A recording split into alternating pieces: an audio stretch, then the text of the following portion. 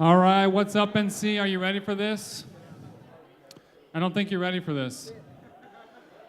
Because I'm really excited. After getting to know Jill, I think you're going to be really blessed by this. Jill's currently, she's the executive director of weekend experiences at Eastside Christian Church, Anaheim, California. So right there, when you say Anaheim, California, you got to feel bad for her because she came to this. Negative whatever it is and blowing like crazy and a little snow mixed in. I mean, this is awesome. It's as good as it gets here. So currently, she's out in Anaheim, executive director, weekend experiences, which she'll tell you about. Before that, she spent 11 years on staff at Willow Creek Community Church, South Barrington.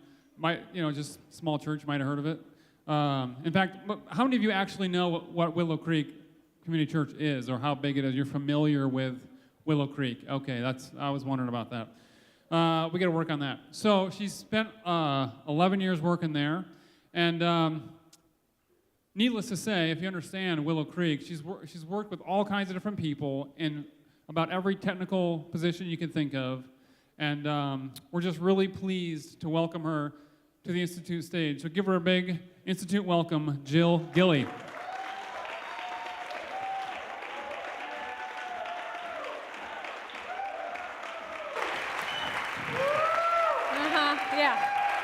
I know you were set up for that because you have no idea who I am. And I'm really trying not to be nervous because I kind of stalked you guys, went on your website and looked at who all has been here, and I knew a few of the names enough to know that there are names that you knew before they got here, and then there's Jill Gille's.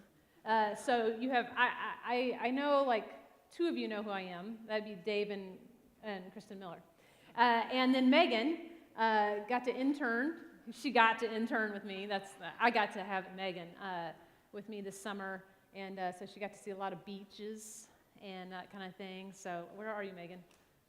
She went to get gas in her car, so she can take me to the airport, I think. Okay, there you are. That's one of the first things is just kind of getting over, like, names. You guys are all spending time and money to find a career at some point, a lot of worry and stress. And so that's one of the things I just kind of had to let go of and go, okay, well, somebody thought I had something to say, and I'm going to try to be confident and deliver something, and I just really hope that you guys get something out of this. I just prayed this morning, and I prayed actually on the plane yesterday. God, just use me and guide me, and I'm a planner. I'm a process person, and Dave tweeted this morning that kind of there's that, and there's also just being willing to be flexible and see how it goes. So very much want to have some reaction and responses with you guys. I did go to college, and I did fall asleep in many things like this. So feel free to get up and walk around and shake it off. And I kind of figured out how to make myself look awake with my arm many times, and especially those 8 a.m. classes. And so the cold, yes, I'm in Southern California now, but I did grow up in Central Illinois, and I grew up next to a cornfield, so I really enjoyed seeing the cornfields today. I don't know why there's still crop, though, in the fields that should be out, but I actually grew up on a pig farm, and my dad markets 6,000 pigs a year. And I no longer eat meat. It's true.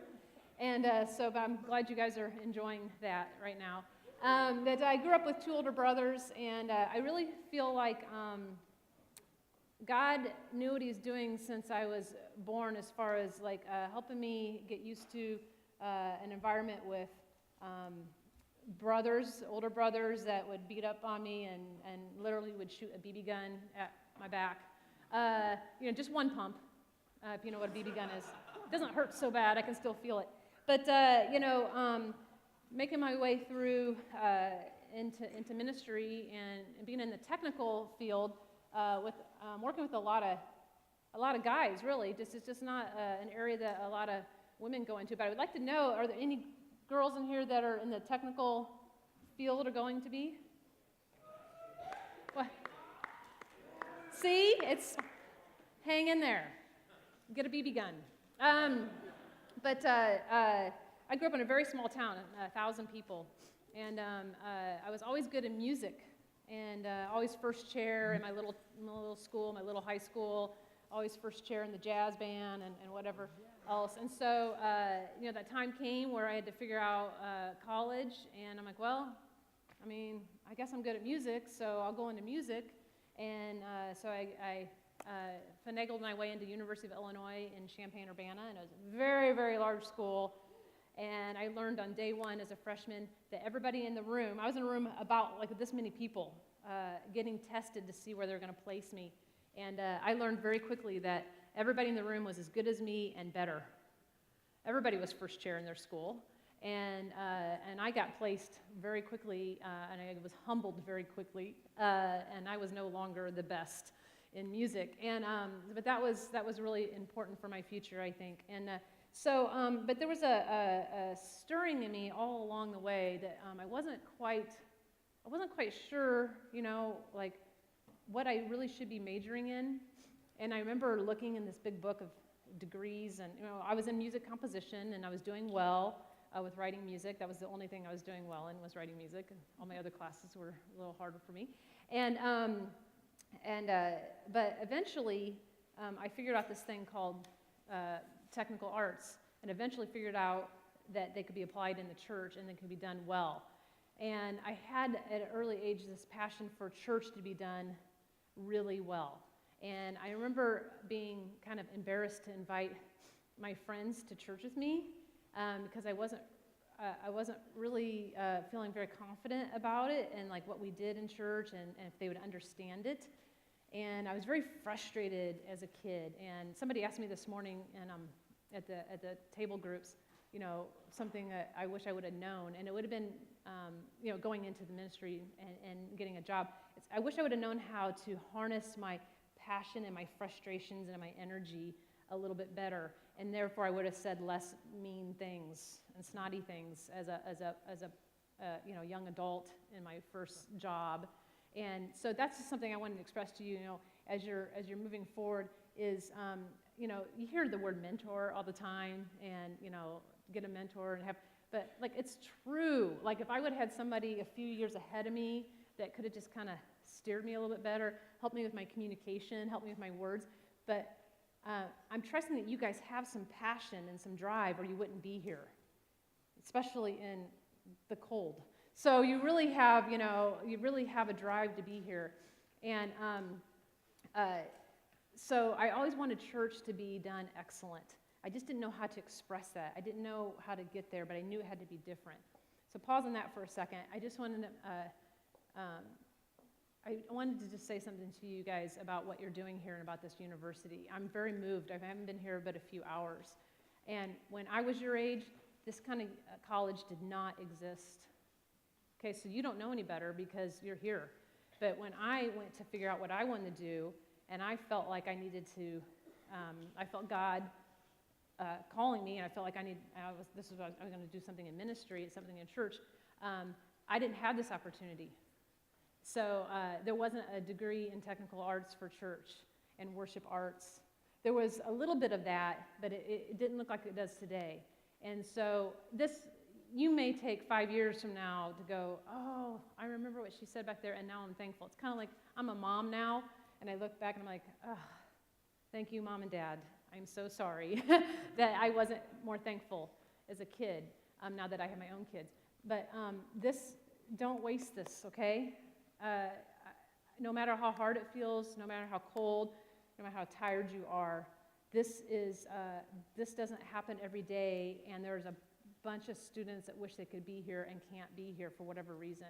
And so what you're getting to learn here and how it's evolving, and I know the last couple of years a lot of things have changed around here, this is a phenomenal thing. And if that doesn't get you, let me tell you this stat. Right now in the United States, 80% of the churches are floundering and failing and taking a dive.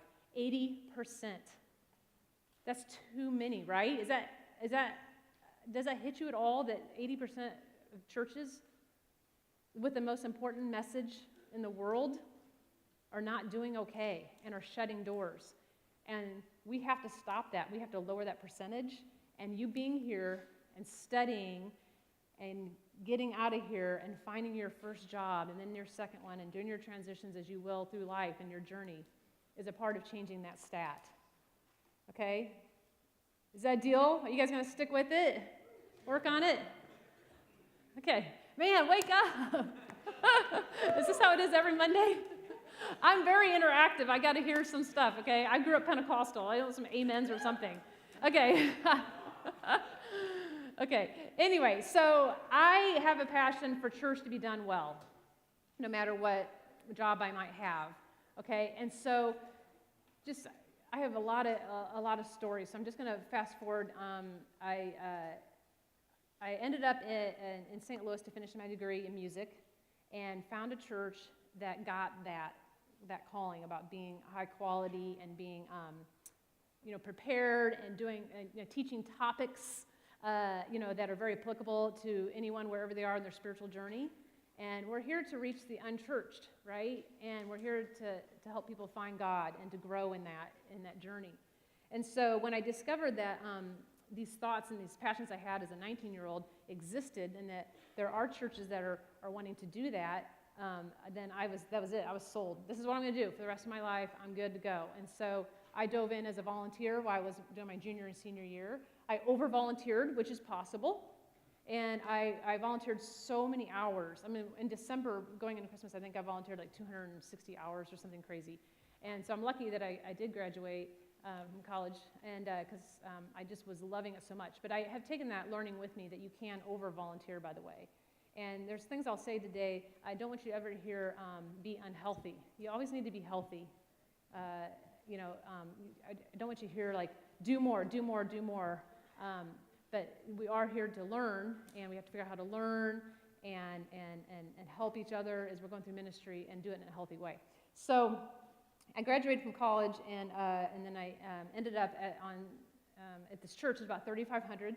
So that sounds really amazing, right? You graduate from college and you land a job at a church of 3,500. But I did a lot leading up to that. I volunteered in churches of 100.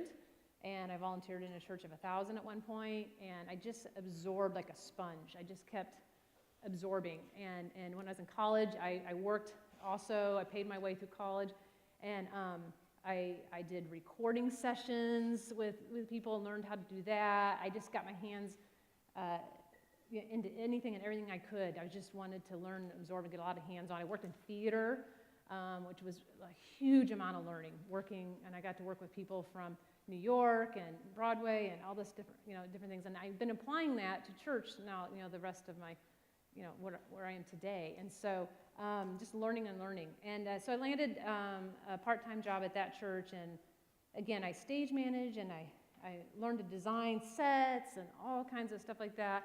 And then traveled to a church in Columbia, Missouri for a couple years. That's about when I met Dave, who tried to hire me to go to Vegas. And I wasn't the right time to do that, and that's where I learned to be a little more healthy and actually take time off every week, and how to figure that out as a workaholic for sure.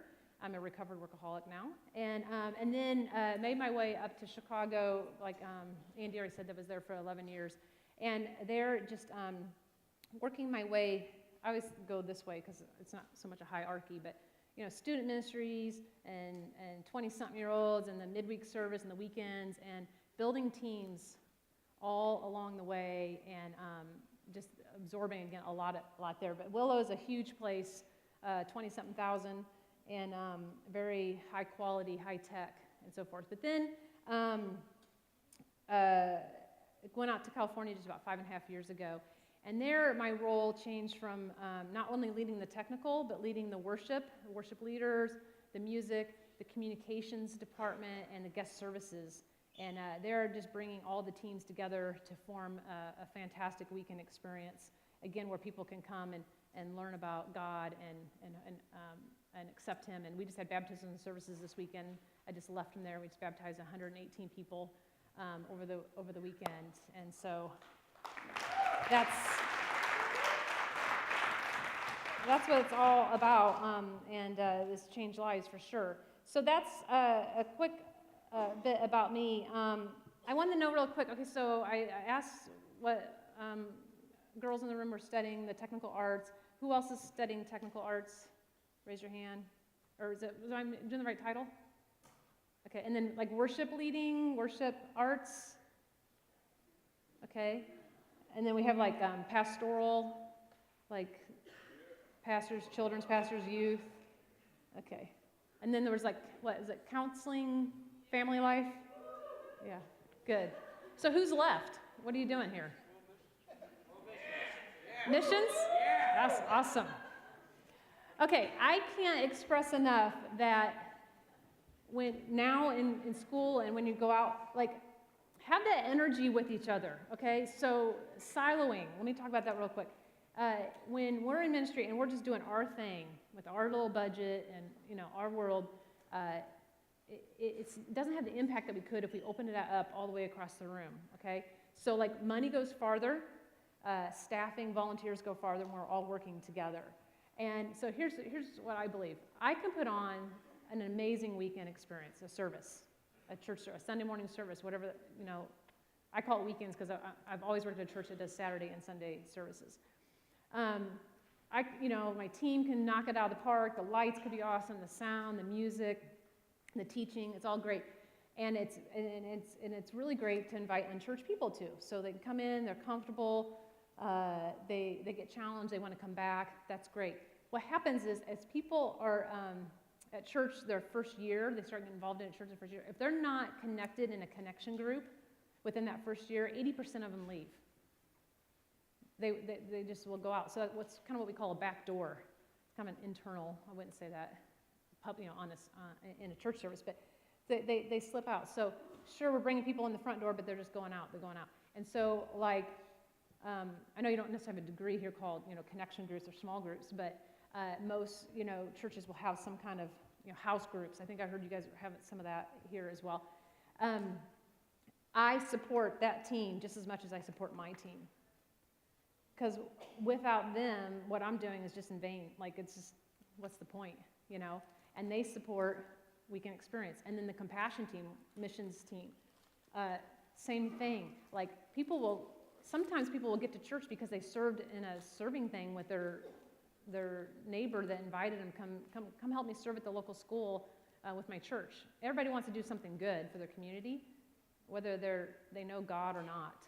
And so sometimes that's a door in for them to get involved at the church or to get connected to the church because they went and they painted, you know, with their friends or something like that. So we pursue God, we build community, we unleash compassion one neighborhood at a time. And that's our vision. And so we know that those are the things that we focus on and we help each other with. So, you know, again, I'm not saying work harder and do more. I'm asking that you consider now and in the future that you support your fellow, you know, employees or, you know, volunteers or across the board at the church. Work together, serve together, and then part of that authenticity is doing things together and doing what you're asking people to do. So, like if you're, I was sharing with somebody this morning, if you're a worship leader and you know you're doing some talking between songs, or you're helping into the next thing, or going into offering or something like that, for you to be able to say, hey, church, way to go on serving our community this morning, and I was at such and such school, and I was painting, you know, with my family, or I was scraping gum off the sidewalk, and it was so great to serve our community. I mean, how authentic is that, you know? Like, so do you see what I'm saying? Like, don't just be the worship leader. Don't just be the missions person. Like, actually be the church. And I see that too many times where we're just in our own world, where we care about us, we care about that I'm doing a great job and that my ministry is rocking, and I'm, you know, and that's very easy to do in the worship arts, by the way. And so just to speak to you guys for a moment, like, we kind of got the cool job. You know, we got like the gear. We got the senior pastor's ear because we got to pick the right songs, and we got to do the right music and the right, you know, spoken word or whatever our artistic form is going to be that weekend. And so it's very easy for us as artists to think, you know, we're the cool cats. We got it. You know, we've got the green room. We got the place to hang out. We get the food and all that kind of stuff. And that's where, like, I stress to our teams every weekend, get out and walk the campus. You know, I look at the band members, walk to the cafe, go buy somebody a cup of coffee, smile, shake somebody's hand, say hello, say good morning. Do not isolate yourself as I come on stage and do my thing, and then I go back there and hang out till the next service, you know, and sign autographs. You know, like that we just got to tear down those walls. And we went from an old, really old church building, 800-seat pews, just a lot of problems in parking, the whole thing. It was not family friendly. And we went to build our new building, which is really just a real blessing. And I knew we were going to have a green room, and I knew we were going to have all these cool things. And we talked about it for a year upward, until we moved in. Like, here's what we're going to avoid. We're going to avoid building up walls, and we're going to avoid isolating ourselves, and we're going to stay humble. And the physical building that we're in at the time kept us pretty humble. And this new shiny toy that we're getting is going to challenge us. And so we really worked hard on that, making sure that we stayed unified. Does that make sense? Okay, thanks, Dave. Do I have a clock somewhere? 12:45. Okay, got it. Okay, yeah, I want to ask two in the room. Okay, so who's graduating in the spring? Is that when you graduate? Who thinks they're graduating? No, I'm kidding. Okay. All right, and then I was wondering, like, who's like in an internship right now? You guys do internships? And then who's going to go into one? When would be the next one? The summer? Spring? Okay. Who of you, maybe you're required to do this, but are you volunteering in a local church here around the area? Awesome, great. All those things, man, that's so great. Just, as I was saying, just keep getting experience, okay? And again, I'm not asking you to be unhealthy about it. I mean, you need sleep, you need to eat well, which I know you're not, because you're in college. But I do still love pizza in the morning. It's the best, cold pizza in the morning, like that, that's good. I still do that. Okay, so I think, do we have a handout? Yeah, okay. So I guess we got to get sloppy here and hand it out. Yeah, go for it. Jump. Go. Hand them out. This is how you get experience. Just do it. So seriously, like that's one of the things you guys can do now and again when you're getting your first job is like be the first one to volunteer, again, in a healthy way. If you're already over volunteering to do something, don't add it. But like there is nothing like, let me tell you this. When I'm hiring somebody, I'm looking for 3 C's. And you may have heard this from another speaker, but character, competency, and chemistry. And chemistry is something that's very hard to teach, right? We're doing good here. Okay, competency, that's skill. We can teach some of that. Character, that's hard to teach too, but there's some teaching in that. But chemistry, like what you bring to the room. Do you bring energy to the room when you come into a meeting or into a class or into a rehearsal? Are you bringing energy? I don't mean you have to be bouncing off the walls. That's not that kind of, I'm just talking about, are you bringing positive energy? Are you bringing solutions? Are you bringing, excitement and fun? Where's your heart in this? We were talking about passion this morning, some of us, and staying on that. Baptisms for me help stir up my passion and my desire to be in ministry. And I don't mean just like put on a great baptism service. I mean like look in people's eyes and look at their faces when they go in the water and they come out. And then see that and be reminded, no matter what age they are. Love seeing people accepting Christ, of all ages. You got to have your passion, you got to have your remembrance of why you're doing this, and you got to find those ways to do that. So baptism for me is that hearing stories have changed lives, listening. You can never listen too much. I'm a terrible listener, and I know that. So I have to work at it every day, whether it's with my kids or my husband or my job, wherever it is.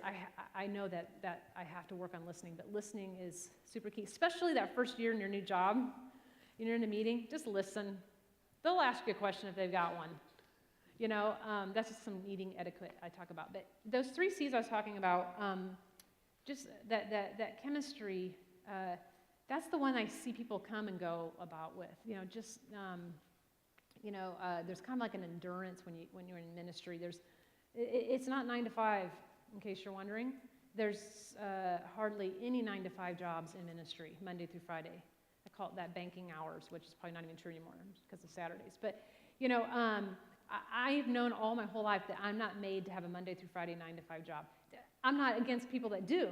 That we have to have those for sure. But I knew I was created to work different hours and have Mondays off. I've had Mondays off pretty much my whole adult life. I love Mondays off because everybody else is working, and then I get to go do things and not wait in line. So, but yeah, I've had Mondays. I've worked weekends my whole life. I volunteered in the church as a kid. My parents helped build the church, and my mom was a Sunday school teacher and all that kind of stuff. So that's just what I've done, and I know I'm called to do that. Come Christmas time, I'm working Christmas Eve, and I love it, and that's what I do, and that's what I signed up for. But endurance is like being able to push through when you don't feel like it. You're just like, I'm tired. Wait a second, I have this team of people depending on me. What am I going to do? And there's something inside of you that can stir up, and just you push through and you get through it. And then you get healthy too. You stay healthy. Again, take the time off, and you get good sleep and eat well, all those kinds of things. But what I find that when I have to let people go, they're just not working out. Is there's a chemistry issue, and ministry's hard enough. So I want to do it with people that want to be here. I want to do it with people with energy, and that are helping, lift up and not bringing down. I have people that are just bringing down and bringing down. It's like I gotta have a come to Jesus conversation. Like, man, why? Let's get you somewhere that you can be passionate about. And that's okay. I mean, sometimes we go on a path and we think this is the path and we're like, yeah, and then speak up about that, Don't be afraid to make changes. Like, don't stay somewhere. I have to do that sometimes with me. I have seasons where I'm like, okay, is this it? Maybe I've lost it. I need to look at that and see if, I can get back on track or if I need to make a change. Not being a quitter, but, just being aware. So chemistry is a big one. I always try to look at teams and make sure we do have a good balance of people and personality.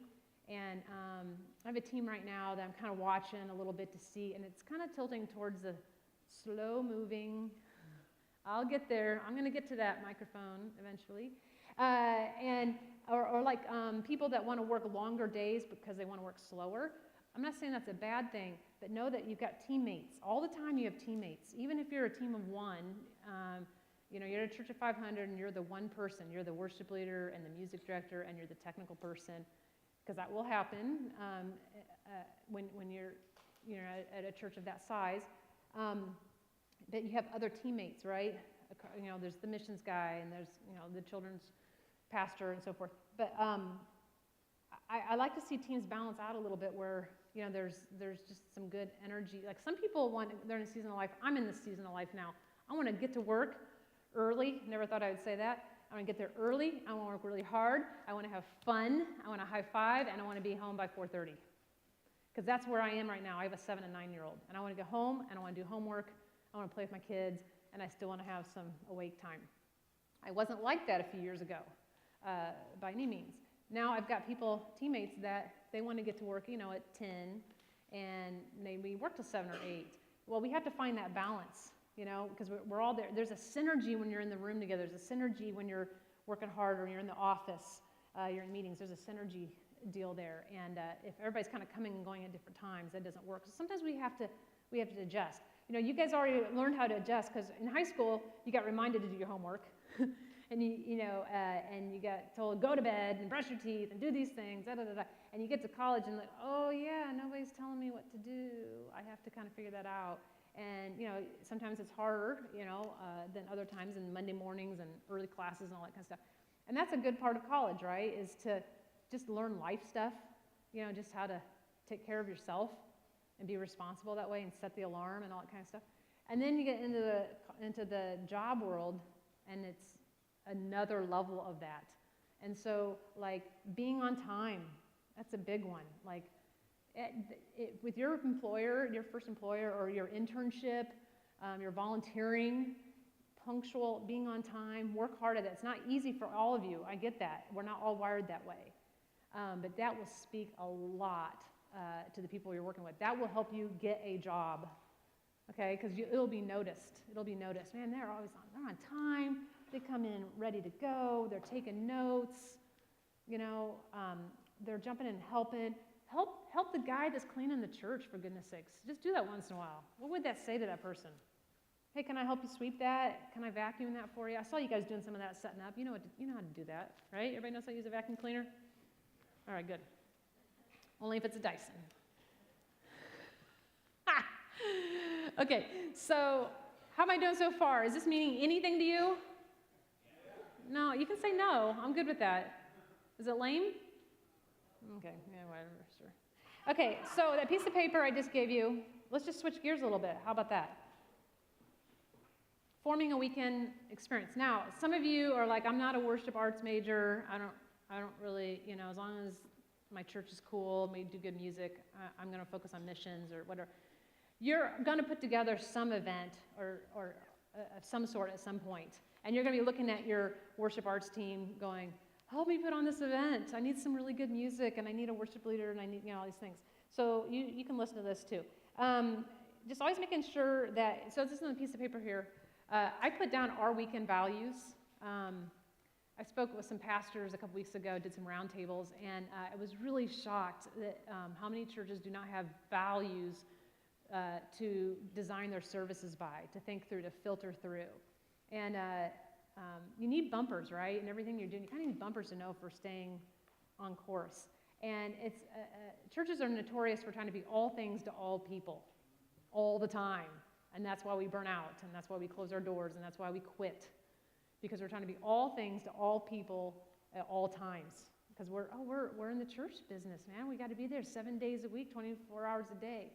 And I guarantee you won't be there long enough to make a difference if you go after it that way. It's really hard to do. Keeping your boundaries, keeping your bumpers, it's really hard to do. It's harder to be a simple church than a church that does every ministry known. In some ways, it's just easier to just say, let's just do everything, but you won't make it, okay? Something will crash in your life, I guarantee that. I have seen it too many times. So knowing what you're going to focus on and what you're going to be about and being really good at those few things is got more impact than being spread out all over the place. So values is a way to think about that. So you can see, we try to be culturally aware. Just really, it sounds simple, I know, but we're in North Orange County. Okay, let's talk about North Orange County. What are the demographics? What are people going through? Let's see what else I can hear. Yeah, and then of course in the nation and the world. So something hits our world, we're going to stop and pay attention to that as a church. We're going to acknowledge that. And it can be as simple as, hey, it's Super Bowl weekend, woo, just say it and cheer it on and move on. But just, people want to know, lost people who are unchurched, and people that don't know God, they want to know that your church is thinking beyond their walls. What about me over here? I'm hurting, I need help. Accessible, so just in your programming, some of us were talking about this over dinner last night, just, picking songs that people can sing, for goodness sakes. There's a lot of great music out there, and it's only for you in the shower, it's not for you in corporate worship. It's not for me in corporate worship.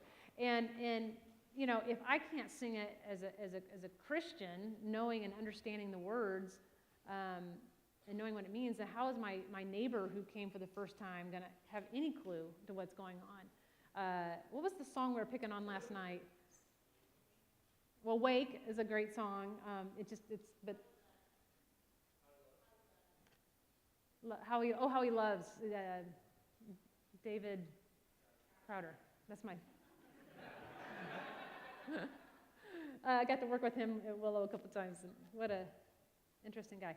So, but that song, Oh How He Loves, it's older, you might not even know anymore, but it's got this line about sloppy wet kisses or something. Really, that, I do not need to help my neighbor be more turned off to Christianity than that. He's a guy, for one thing, so what does that mean anyway, So, you guys got to let it go. I was really trying to get Wake, the Hillsong. I was like, oh, we got to sing it. And I kept listening to my car, and I'm like, what am I doing? We can't sing this song. It's an awesome song, but we got to let it go. And just got to lay it down. There's plenty of other music to do. But, yeah, okay. And then spiritually challenging, just moving people forward wherever they are in their spiritual journey. That's what we say at Eastside. It's kind of another way to say whether they know Christ yet or you've been a believer for, a long time. And so we're moving ourselves along on our journey. Then I put, it's Christmas time, in case you didn't know. It feels like Christmas here all the time, doesn't it? Because it's so cold. So anyway, sorry. I'm a little snot now that I live in Southern California. But so our weekend values apply to Christmas, but then we have a few added ones. And like, this is another thing that, you get in a room and you're creating, and you have ideas, and everybody's listening to music and watching videos, and what if we did this, and what if baby Jesus came out of the floor, and, oh, that's so cool. And then we all get into this, and like, at some point you gotta like pull out and go, okay, let's run these ideas by some people and see where we are. I've been a part of creating crazy Christmases that, like, they were awesome, artsy, and again, really cool and hip and all that, and we just missed it. Like, we just missed the baby Jesus part, or like, I had some friends that came one time to one of our Christmas productions, and unchurched, and they're like, where was the manger? Don't you guys like believe in the manger thing? And I was like, oh man, like we missed it, and it was like, you spent all this money and time, and so just staying, like, don't miss Christmas. It's the same story, I know, over and over, but we're creative human beings, and God created creativity, and we can think of new ways to do it without jeopardizing the actual true meaning. I think that people should, want to come back. So I could, put on Christmas productions all day long that are they go really well. But if people don't want to come back to my church and learn more, then I think I've failed. And I'd rather not do that. I want to have, it's kind of like when I was talking about connection groups. I want people to get to the church, but then I want them to get connected. So therefore, I'm shouldering with our small groups team, And so same thing, I want to make sure that in January, while they're here for Christmas, that we tell them what we're doing in January, and it's something that piques their interest. I want them to get to know our senior pastor a little bit, so he always gets a 10 to 15-minute slot at the Christmas production or Christmas service, so they get to know him. There's all kinds of them on here. Yep. It feels like our church, so that when people come back, they're like, okay, yeah, that's what I felt and I connected to. If it's so different, and when they come back to regular old weekend services, that might be a little bit of a hard part for them. But like, we're going to do a topic, we're going to do a series called You Asked For It in January.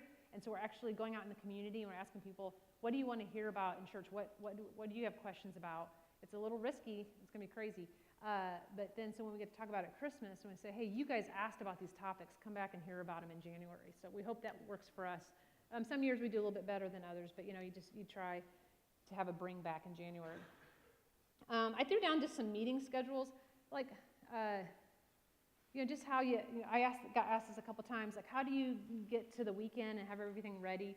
And, meeting schedules, you'll learn soon. Oh, meetings, yay, I'm in lots of meetings. But, meetings are like insurance. You can't really live with them or live without them. You got to have them and that kind of thing. But they can always be done better, of course. But just planning out, how things are going to go. We talked about doing rehearsals. For everything you guys do, whether it's like what we just did, what we're doing here, or whatever at your church, but doing run-throughs, going from the top to the bottom of the service and actually rehearsing all the way through is huge. It's huge for your volunteers. You want volunteers to feel like they're bringing their best, and we can't just throw them at the soundboard or throw them in the band and expect that they're going to feel good about what they're bringing. So we always do rehearsals and we always do run-throughs, top to bottom, so we can practice transitions. That's important. Straight to the seat. I know some of you guys are probably talking that way at your churches, but just making sure that we're taking care of from the parking all the way into the auditorium, and then, like I said, even beyond that, how are we greeting our guests and getting them connected. So I'm just trying to show like how to unify and be together as a church. It may not mean much to you right now, but you guys can be a part of that as you're moving into the work world, into the ministry world, and even here at school. You could be a part of just working together for the greater cause, for the same goal. How am I doing, Andy? Am I done? I'm trying to, yeah? Here comes my great transition that I didn't practice. I just want to see this. That was smooth, wasn't it? Yeah, Smooth. that's not at all how I do my job. No. Never, ever. No, I know. But, you were here for an hour. We didn't have time to practice it. Yeah, okay, go ahead. Just so. take it away. Well, I want to camp out for a second on what you just said, because that the experience starts in the parking lot. You kind of said, right? The whole thing, like when people drive up, you're thinking about someone. You always have to think about from a first-timer experience, right? Mm-hmm. And so the experience for any new person to your church, or somewhat new person, it starts as soon as they drive in the parking lot. Yeah. And so talk to us about why it's important that we're thinking about from the time they drive in to the time they drive out, from parking issues to how they receive that worship song no one knows, to how their kid, how the drop-off goes with their kid in the children's program, to when they drive out of the parking lot and the line for traffic, and right? Talk about the whole. I mean, you're the executive director of Weekend Experiences, so you're thinking about all that stuff. Yeah. Why is that important? Yeah. Well, you have kind of one shot, So like, if a guest is pulling in for the first time, I mean, it's kind of just almost a miracle that they're even pulling in to some degree, if you think about that. So like, their experience of how they get to park their car can make or break whether or not they even get out of their car, or they just turn on. Because you guys have all done it. I mean, you guys pulled in somewhere and you're frustrated, going to the movies, or I don't know, going somewhere and you're frustrated and you can't find it, especially here because you want to park really close to the door because it's so cold. And I don't know if I've mentioned that. It's cold here. It's so chilly. Yeah. So you get frustrated and you're like, I'm never coming back here, because you have choices. We all have choices. You can go to Target, you can go to Walmart. I don't know, do they have Walmart? Target. Okay. Yeah. But you have choices about where to eat and all kinds of things. So Chipotle. yeah, so making sure that they can find a place to park, they know where to go. We have guest relations teams that just know kind of the top, like 3 or 4 questions that people are going to have. Where do I take my kid? Where's the bathroom? How do I get to the sanctuary, the auditorium, whatever? But just being friendly, because that's a big deal, being friendly all the way. And then just clear signage, and we have a real simple layout. And that was one of the things that was really frustrating on our old building. It was just very complex, and we knew that was really holding us back. But we maximized, and we tried to do everything we could. We didn't give up. So we pushed really hard on making everything as good as we could with what we had, and just tried to push through those barriers. How do you start that process? I mean, if you see something that needs to be fixed, but you're at a church where they've always done it this way, you know what I mean? They're not seeing it, you know what I mean? And so you feel like you've got to address this issue. How do you bring that up and start to influence or help them see things differently than they did before? Does that make sense? Yeah. Well, I definitely tell you how to be cautious. I try not to say, well, at my old church we did this, or I did this, or that's a big turnoff. People don't want to hear, like for me, they're Willow. They want to hear about Willow or wherever you're from, and because it just comes across, a little bit, I think, negative and like all the answers. But I think asking questions is a great softener. Like, so what have you tried in the past, or how did we get to this place? Is this, what have we learned about the way we do it this way?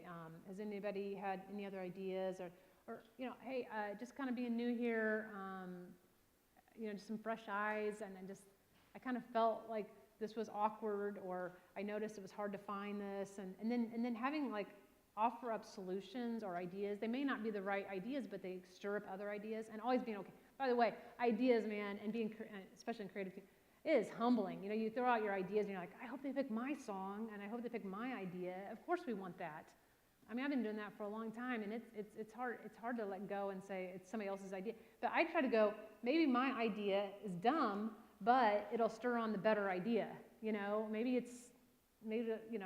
let's think outside the box or something like that. But just being humble about it, I think. And maybe wait a year, like you said. Maybe wait a year before you start making too big suggestions, right? Yeah. But asking a great question like, help me understand. Mm-hmm. So why we do it this way? I'm new here, or whatever. And even if you don't offer a solution immediately, it gets them thinking. And then in 6 months they go, yeah, I had an idea. And you're like, yeah, I had that idea too. But it doesn't matter because it's winning. The church is helping get there. Okay, I want to show a quick video of part of a weekend service recently at Eastside, and then we'll talk a little bit about something. Okay. But let's can we roll that? Here we go. Give thanks to the Lord, for He is good. His love endures forever. Give thanks to the God of gods, His love endures forever. and give thanks to the Lord of lords. His love endures forever. To Him who alone does great wonders. His love who by his understanding made the heavens, His love endures forever. who spread out the earth upon the waters, His love endures forever. who made the great lights His love endures forever.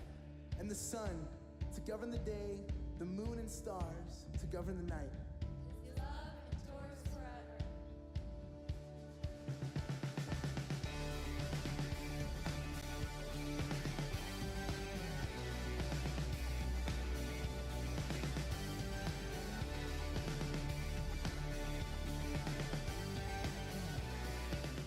I'm a little surprised at a cutting edge church in California. You had this like response time. Yeah. When did you? How did you decide to put that in? How did it go?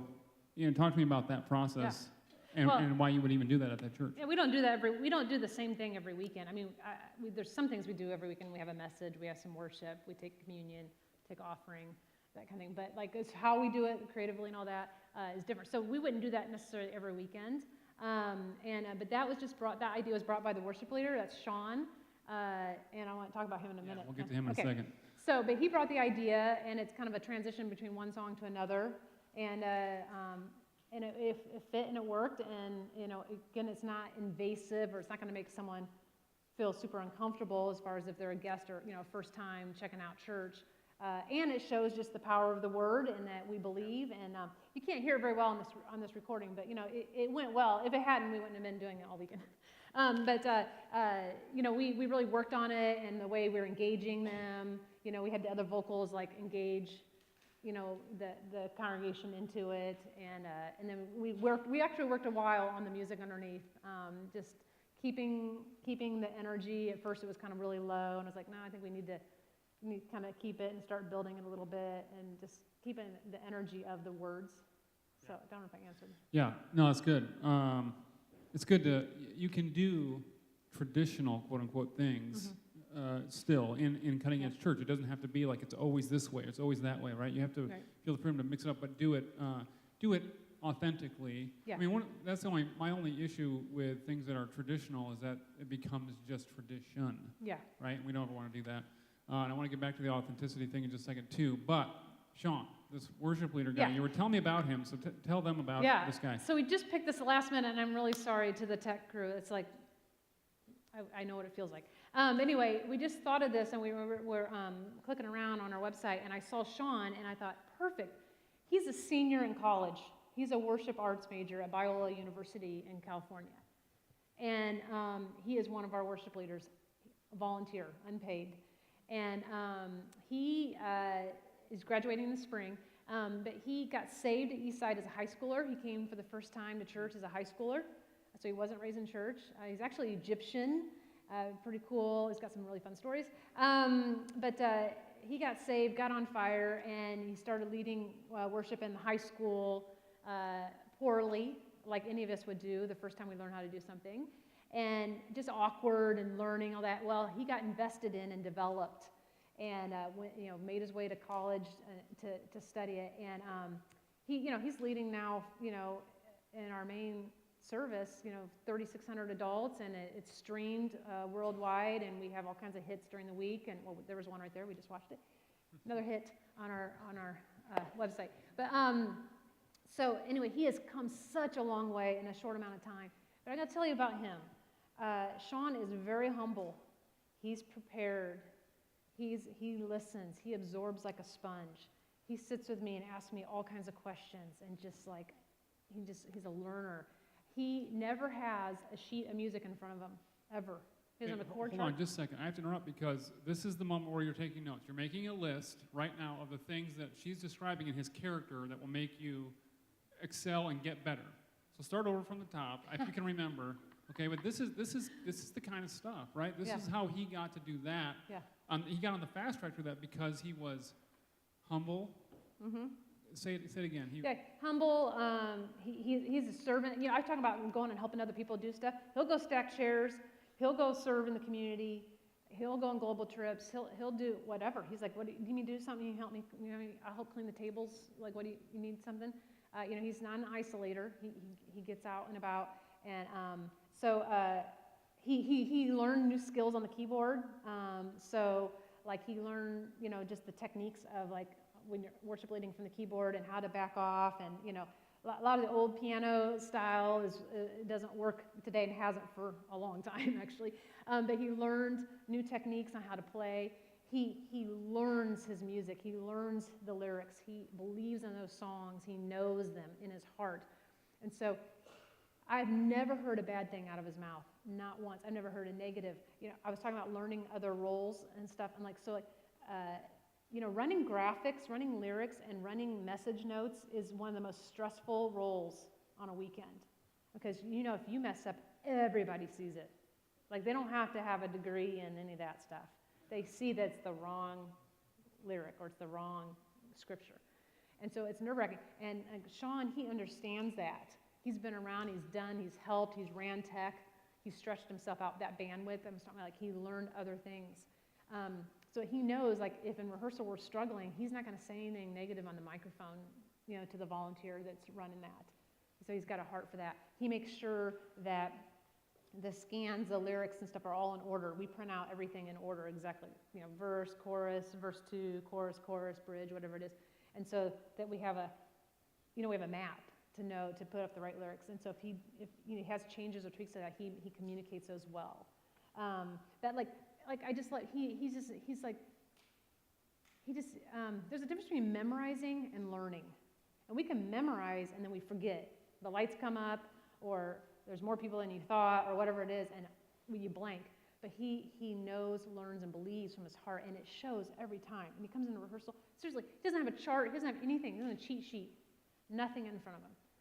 And I've been stretching him, like, okay, I want you to set up communion this weekend. And so I talk him through that and language. And he leads worship a lot, in college and at church things. And he did summer camp all summer, and so he had a lot of church language, coming out, a lot of Bible scripture based and stuff like that. So then when he came to East Side to lead worship one weekend recently, and I had to kind of help him with guest language, because we're trying to keep people engaged and want to know more, and we can't just assume they've read the Bible. They haven't. They don't even own a Bible, let alone read the Bible. So I help him with that. He's a learner, and he learned how to language a little bit differently. Is that? Yeah, Oh, good. and by the way, he's got a job, not with us.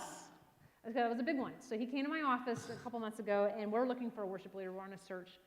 And he said, hey, so I'm just kind of wondering. He was all awkward, and like, I don't want to sound, but I'm graduating in the spring, and, that kind of thing. And I said, Sean, I know what you're saying. I said, here's the deal. I said, as much as I want to keep you here, whether it's even part-time or whatever, I said, and he has a huge heart for East Side. It's just breaking his heart to move on. But I said, I'd be doing a disservice to you if I didn't let you go and get experience at another church. All you know is East Side.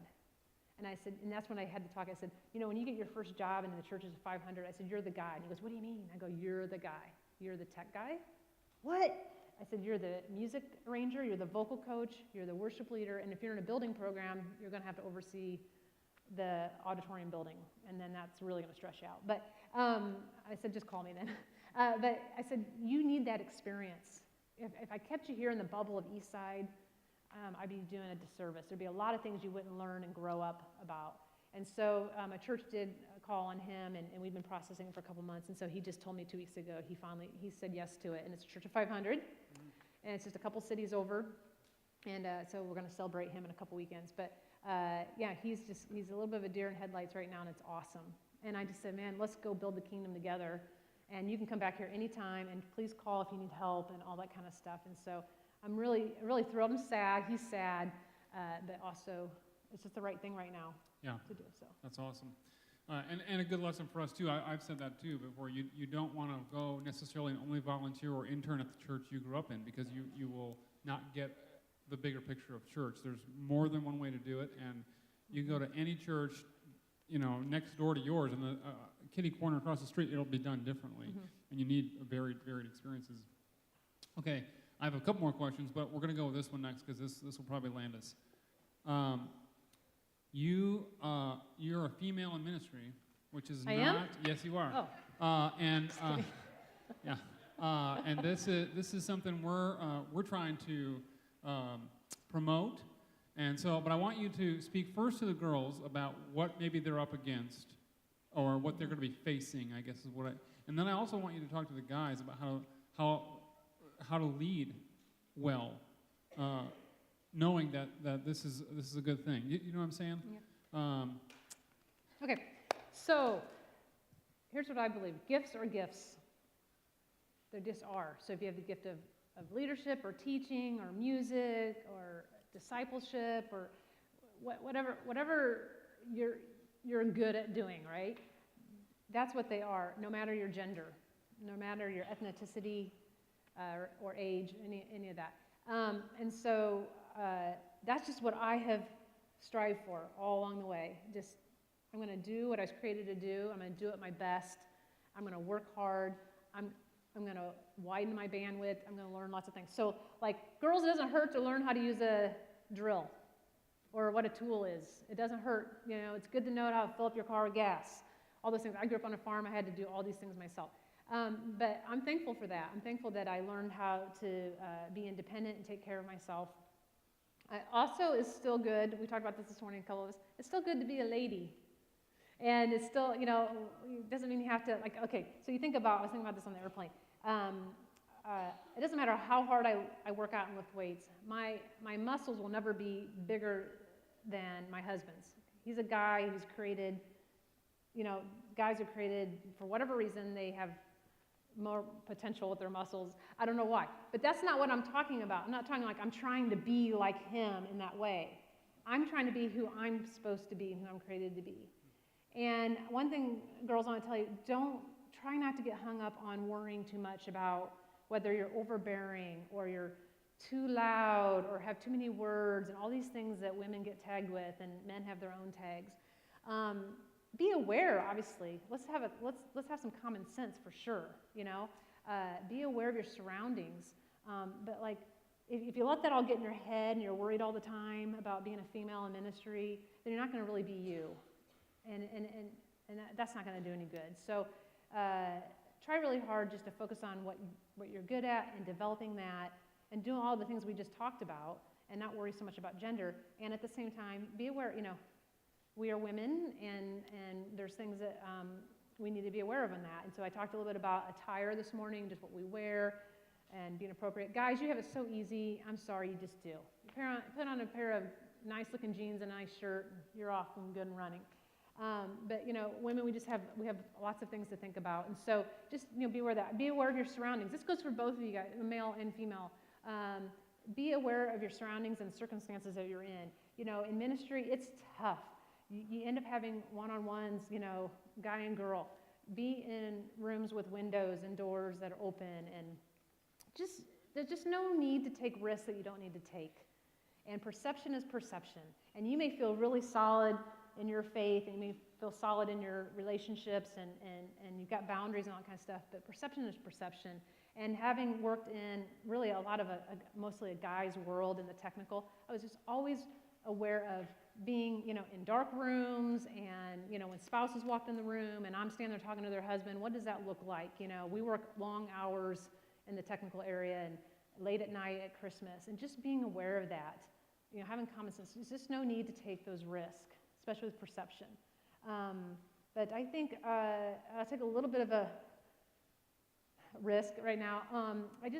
There's just a lot of kingdom to be built, and there's a lot of places to work and a lot of places to use your gifts. And if you are in a circumstance, and I thankfully have not been in one, I don't know how I've been so blessed, but if you are in a circumstance where you're really feeling, and you've done some checking on it, and you've talked to the right people, and you're feeling really squashed, and you're feeling like, I mean, this is getting to be abusive in a way, like, it's just not worth it. God has a plan for you, and so, you know, you need to check that out. But, you know, it needs to be in prayer, it needs to be checked with the right people, and see of that. You know, it's not a tattletailing time and all that kind of stuff, but, like, I wouldn't want you to stay in that and be, you know, confined to that and feel like you have to be less or something like that. Is that helpful? Yeah, good. So just real quick, how would you advise any of the guys here that are going to ministry, you know, to lead well in that area? Yeah, kind of similar, like, you know, again, if you're leading a team of people and you got girls on the team and guys, that kind of thing. Again, just, you hear the word equality all the time, but like again, just look at gifts. I do this when I put schedule teams and stuff like that. I'm not like going, oh wait, we need one more woman on the stage. It's not like a token thing. It's not like, don't force it. Like if she's the right person for what you're looking for, then she's the right person. Period, right? And so you're doing skill development along the way and training and leadership development, and that's for everybody. I think, guys, I just a new thing. I feel like, I got myself so independent over time and opening my own doors and doing my own thing all the time. And I think sometimes guys still want to be a gentleman, right? You still want to be a guy who open the door for a girl. You should just go ahead and do it. And girls learn to accept it. And there's that whole mixed up thing, right? Like when do I do this and that? But like just, I think too, just talk about it too. Don't let things go underground and worrisome and that kind of thing. But gifts are gifts. Get out there, learn all you can, develop them, play nice, get along. Does that? Yeah, that's good. Okay. That's helpful. Okay. All right. Well, thanks so much for being here. Would you pray for us as students who are looking to go change the world and be awesome for us and our community here as a college, and then we'll go. Okay. Well, God, first of all, just thank you. Thank you for allowing me to be here. Thanks for all that you've done in my life and the journey.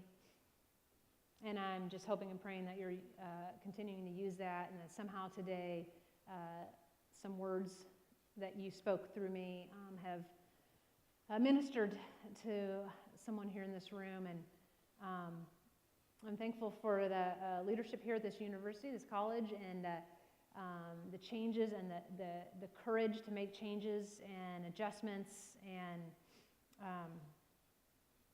with their eyes set on building the kingdom and building into leaders and building into students. And I pray for the students in this room and those that couldn't make it today, and that you would just continue to lead them and encourage them. I pray that the students would help each other, encourage each other, lift each other up as needed, and to be brave and to be honest, to share with each other when they're hurting, and to share their joys when they're not hurting. And I just really am praying your Spirit over this place, because I see this as the future. This is the future of churches growing and reaching the lost. So again, I'm just thankful for what you've already done here, and ask that you continue it. And it's in your name, amen. Thank you. Let's thank her for being here, and thanks for coming.